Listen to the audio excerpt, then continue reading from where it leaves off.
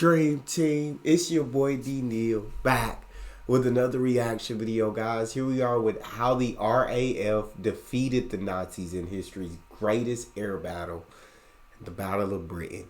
Before we dive in, make sure you guys subscribe, ring notification bell, get a video a thumbs up so it gets suggested. I came to this video because I just reacted to Hitler's plans for the world if he won, and in that video I found out that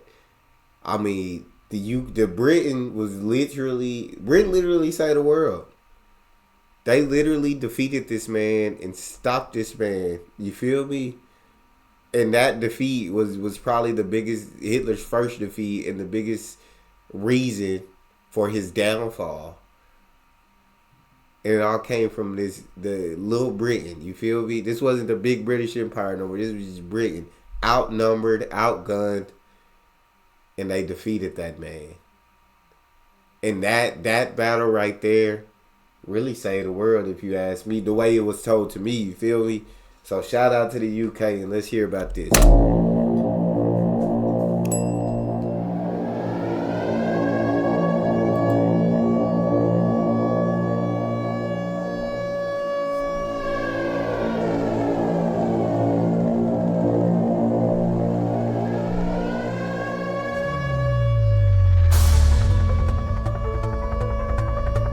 It was one of history's most decisive clashes.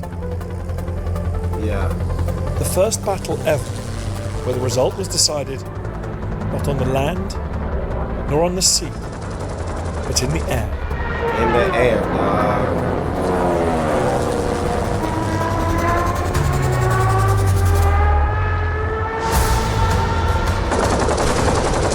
God dang. In the summer of 1940, Britain battled for survival against Hitler's war machine. The result would define the course of the Second World War. It was known simply as the Battle of Britain.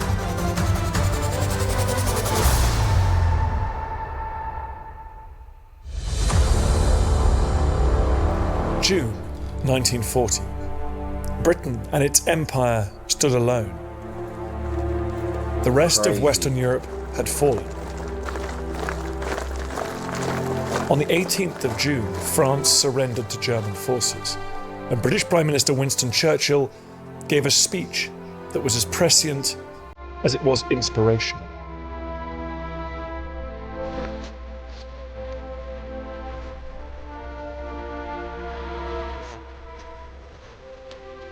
God.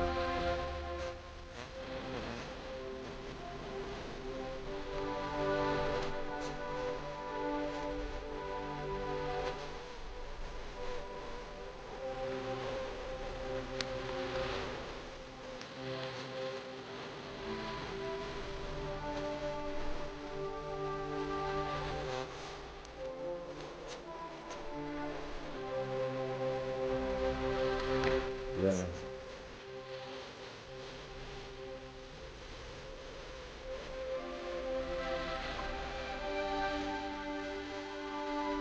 But if we fail, then, including all that we have known and cared for, will sink into the abyss of a new dark age, made more sinister and perhaps more protracted by the lights of perverted science. Let us therefore brace ourselves to our duty. Bro. So bear ourselves with the empire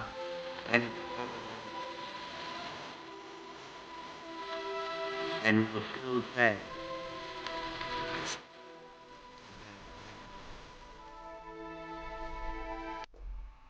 I'm got ready to run through a wall right now after hearing that speech, bro. That speech, absolute perfection. He laid all the cards out on the table in that speech. The Battle of Britain is about to begin. They will have to break us on this island or lose the war. And what stands in the balance is, if we lose, if we fail, everything that we know and love will sink and die into the abyss. Even over there in the United States, all of Europe, the entire world will sink into the abyss. But if we succeed, even in thousands of years pass by, men will still say, this is our finest hour. That speech gives you goosebumps. That's a chilling speech. My God. 2 days previously, Adolf Hitler had issued a directive on preparations for a landing operation against England. His forces now prepared for an invasion. But the German Navy had been decimated in the previous year's battle for Norway. Britain's Royal Navy was still the most powerful on Earth. Any invasion fleet would be destroyed as it crossed the Channel. The only way it might succeed was if the German Air Force, the Luftwaffe, achieved total domination of the skies above the Channel and formed an iron dome above the fleet. Dive bombers could then pound the intercepting British ships, and this might just give the invaders a chance to get across. Any invasion attempt therefore depended on wresting control of the skies from the Royal Air Force.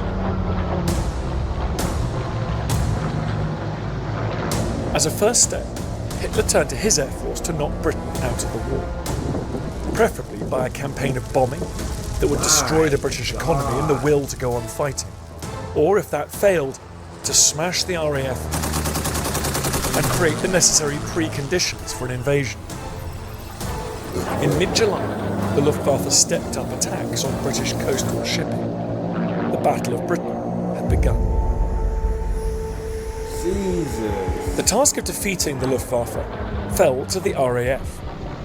In early skirmishes, it became clear that certain aircraft, like the Defiant, were totally outclassed by the German fighter, the Messerschmitt 109. But the Hawker Hurricane and the newer Supermarine Spitfire proved up to the job.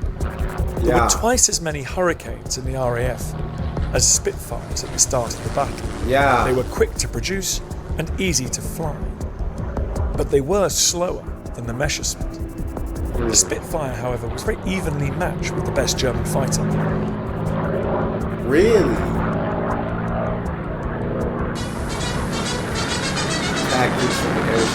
Among fighters, the fastest in the world today is probably the Spitfire. 8 machine guns are spaced along its wings. Oh my God. 8? These are operated by a button under the pilot's finger.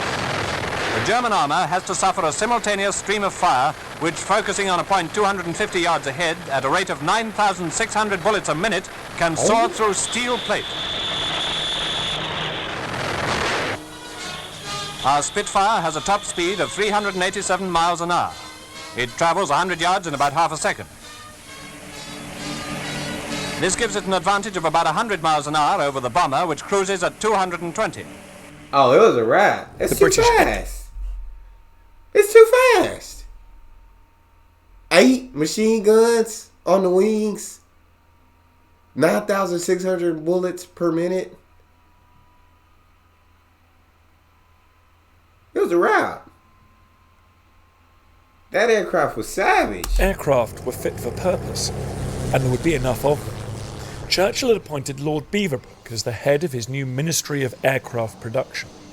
Beaverbrook, a campaigning press baron, drove up the numbers of planes produced.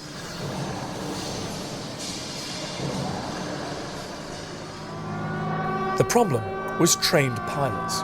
That's what requirements were loose. I'm about to say, that many planes? Like, in my head, I'm thinking, how many people was they training to fly these planes? Like, how many people did they have? As more pilots were rushed onto the front line to replace the army of the air. perished. Wow. There were 18 aircraft in the squadron, of which we would fly 12 as a formation. Sometimes at the end of the day, having flown 2, 3, 4, 5 times a day, we'd be down to 3 aircraft. And then by 12 o'clock, 1400 hours the next day, we were back to square one with the business of replacing aircraft. A system we had was absolutely first class. Mainly due, not entirely due to him, the little Canadian fellow who did Daily Express. Sheesh. So no matter how many aircraft was getting destroyed, they just in production, just constant flood of them continuing to come in. Continuing any aircraft getting shot down or destroyed, we got more on the way. On August the 13th, the Germans launched Adlerangriff, or Eagle Attack. More than 1,400 German aircraft crossed the channel, but they met fierce RAF resistance. German losses were serious. 45 aircraft were shot down, for the loss of only 13 British fighters. Oh, wow. 45 to 13, yeah. It's not good The next numbers. day, out of 500 attacking aircraft, around 75 were shot down. The British lost 34. The third day saw 70 German losses against 27 British. During this decisive phase, the RAF were winning the battle of attrition. Yeah.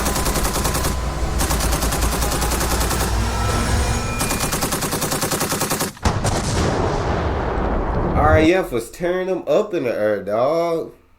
Was eating the Germans alive in the air.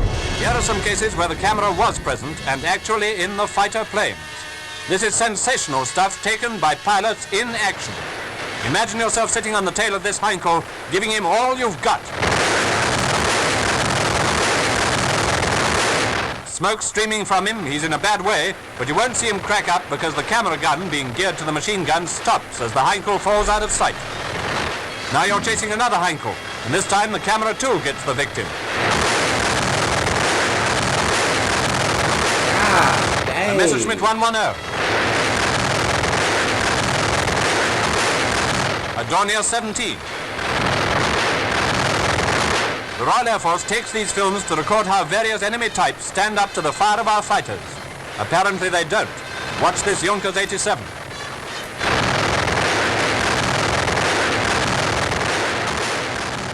As the fighting intensified during August, pilots flew 4 or 5 sorties a day. They came close to physical and mental exhaustion. 2 brothers, actually, who I've been researching recently, who were flying Hurricanes with Treble 1 Squadron in 1940, flying from Croydon, the Fisher brothers. And so there was Anthony and Basil Fisher, and they were flying together on the same squadron. How they ended up on the same squadron, I'm not really sure, but these 2 brothers were flying side by side, and poor Basil gets shot down. His brother sees him shot down, sees his brother bail out, and actually sees his brother's parachute catch fire, and watches him fall to his death. And in the squadron diary that evening, it actually says, Flying Officer Anthony Fisher has been sent away on sick leave with a nervous breakdown. Well, hardly surprising, really. So there was a lot of nervous exhaustion, physical exhaustion. Yeah, I can't even fathom seeing my brother shot down, parachute on fire, he's falling to his death. I can't even fathom seeing that. Just the anxiety of waiting for that telephone to ring to go off on another scramble. It was, it was pretty hellish.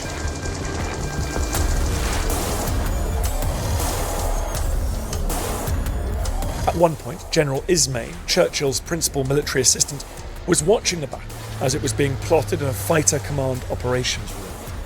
He later recalled, there had been heavy fighting throughout the afternoon, and at one moment every single squadron in the group was engaged. There was nothing in reserve, and the map table showed new waves of attackers crossing the coast. I felt sick with fear.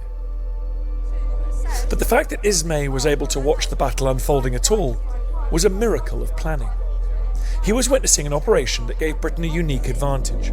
The waves of German bombers that Ismay was seeing on the plotting table were being detected by a brand new, top-secret British weapon. Radar. Invented and installed in the months leading up to the battle, radar detected the German aircraft as they flew over the channel. Then thousands of observers on the ground confirmed the radar signal by calling in their sightings of enemy aircraft. This information was filtered to operations rooms, who then sent out orders to airfields to intercept the raiders. On receiving these orders, the pilots would scramble. The whole process, at its most efficient, could take less than 20 minutes. That's Invented crazy. by the Fighter Command Chief, Sir Hugh Dowding, it was the world's first integrated air defence system, and it's now replicated all over the globe. That's truly incredible. That radar they invented was the game changer that they needed to take them out. It was everything. It saw British planes and pilots used with maximum efficiency, only deploying against an actual enemy raid. The Germans, meanwhile, had little understanding of the British defensive system, in particular the role of radar, and they didn't concentrate attacks on radar stations. It was an expensive mistake. Had they actually understood really that attacking the radar stations, the German perception was that attacking the radar stations was exceptionally difficult because they never saw any of the masts fall down, which they didn't. But what they didn't realise was that the radar stations they did attack and put off the air, albeit temporarily, like Ventnor, some of those radar stations were put off the air at least temporarily because the infrastructure was damaged, electric cables, whatever it might be. Yeah. That would have been a game changer, because if they'd have just carried on attacking the radar stations, perhaps rather than the airfields even, then the RAF effectively would have been blind. That was a big part of the reason for that is failure, huge. if you like, during the Battle of France, because the French Air Force, and we were flying with the French Air Force, had no command and control structure. Oh, wow. So it was just a case of patrolling, flying up and down, and hoping to find the Germans. If we'd have been blinded in terms of the radar stations being knocked out, which would have been possible had the Germans kept at it, but they didn't really fully appreciate what damage they were doing or not doing, that would have definitely been a big game changer. The British also had other advantages. German fighters were operating at the limit of their fuel tanks, and whenever German pilots were shot down, they became prisoners of war. British pilots could land on friendly territory and hop straight back into a replacement aircraft. Yeah, they could. When Flight Sergeant Dennis Robinson was shot down near Wareham, he was quickly delivered by locals to the pub, given a few drams of whiskey and the afternoon off, before flying several sorties the next day. God dang. Yeah, I guess that home field advantage definitely plays a huge part as well. I mean, although no one would choose to have war on their own land, but it helps, right, when you can go refuel and do all that, and the Germans don't have that option. They can only fight to the limit of their fuel tanks. That's another big advantage. As August wore on, the RAF was suffering as incessant German raids wore down ground and air crew. We lost half the squadron of 12 aircraft in about 2 minutes. They were all shot down by fighters. Because as we attacked the bombers, which we were briefed to do as our main task, we would be attacked by German fighters behind us, sitting 100 yards behind us and shooting us down like pigeons. On the 20th of August, Churchill made a speech, hoping to bolster the determination of the political class and the general public alike. The gratitude of every home in our island, in our empire, and indeed throughout the world, except in the abodes of the guilty, goes out to the British airmen who, undaunted by odds, unwearied in their constant challenge and mortal danger, are turning the tide of the world war by their prowess and by their devotion. Never in the field of human conflict was so much owed by so many to so few. Hey, that man was the speech giver of the century, dog. Never in the history, I think, of human conflict was so much owed by so many to so few. That man, he knew how to pick up morale and keep you fighting, and I guess he knew what was at stake. Like he said in his first speech, if they failed, he knew exactly what was at stake. The British were being helped by their enemy's poor intelligence. Germany's network of spies in Britain was compromised. They lacked a realistic picture of the strength of the RAF. They failed to focus on the right targets with the right intensity. Nonetheless, the RAF was terribly stretched when suddenly, at the start of September, the German High Command made a catastrophic mistake. What's that? They stopped. In late August, Churchill had ordered an RAF raid on Berlin. A few civilians had been killed and no targets of significance had been hit. Yet Hitler was enraged and ordered his Luftwaffe to unleash their full force on the enemy capital. On the 7th of September, the Luftwaffe switched their focus and struck London to force the British government to capitulate. The Blitz had begun. God. The original plan was to shoot us down in the air, attack our airfields or the points at which the aircraft were built. But he changed the plan because Berlin was bombed by just a few aircraft, almost by mistake. It is said, was their undoing. They changed the plan. What you don't do in war is change the plan in the middle. London would burn, and its people endure terrible hardships. But as the fighting moved away from the airfields, Fighter Command was able to rebuild its strength.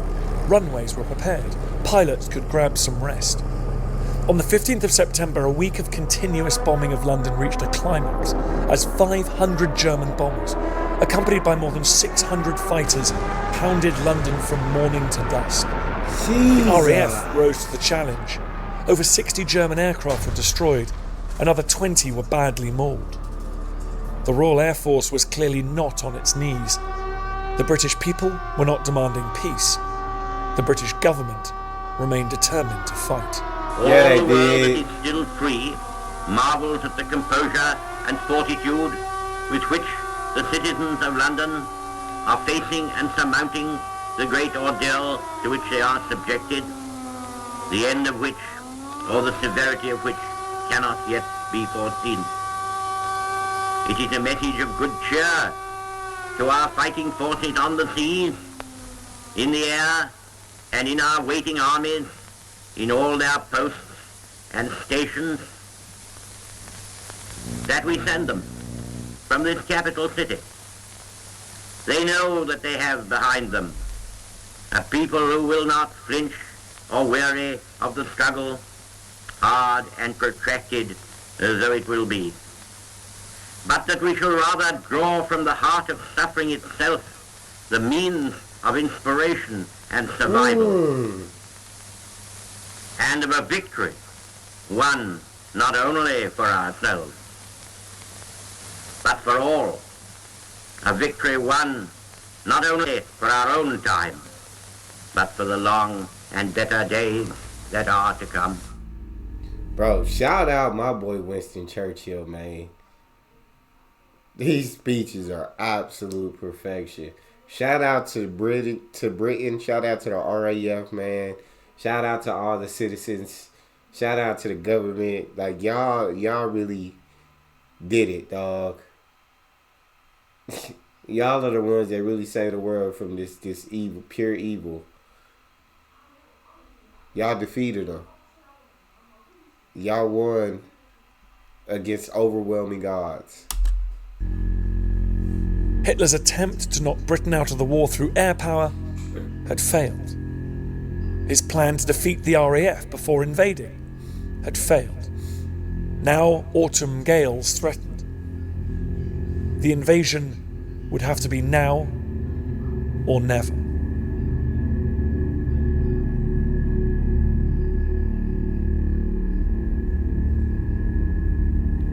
Two days after the defeat of the 15th of September, Hitler postponed the invasion. Over the next few weeks, it was quietly abandoned.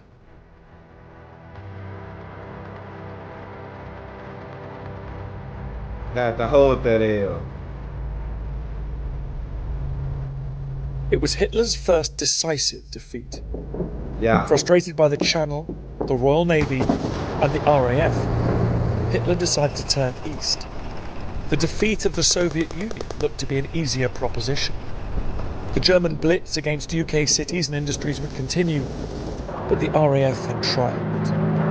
The Luftwaffe lost nearly 2,000 planes during the war. The RAF, around 1,500. These included the aircraft from Bomber Command sent on suicidally dangerous missions to bomb targets such as the invasion barges gathered in the Channel ports. 1,500 British and Allied aircrew were killed. Young men from Britain and its empire, but also Poland, the Czech Republic, American volunteers, and others. Compared to the gigantic later battles in the Second World War, the numbers were small. The RAF fighter pilots have been immortalised as the few. They deserve But to the be. impact was huge. Britain remained committed to the destruction of the Third Reich. It would supply the Soviet Union with vital intelligence and material support. It would rearm, rebuild, and act as a base for the Allied nations to bomb the essential war industries of the Third Reich and to eventually launch the liberation of Western Europe. Thanks for watching this video on the History Hit YouTube channel. Shout out to Britain, man, and everybody who sacrificed their lives in order to stop Hitler. Without y'all, I probably wouldn't even be here today, dog. Y'all are absolute greatness. That video was perfect. That's all we got. Make sure y'all subscribe, ring notification bell, get a video a thumbs up. It's your boy Neal, out.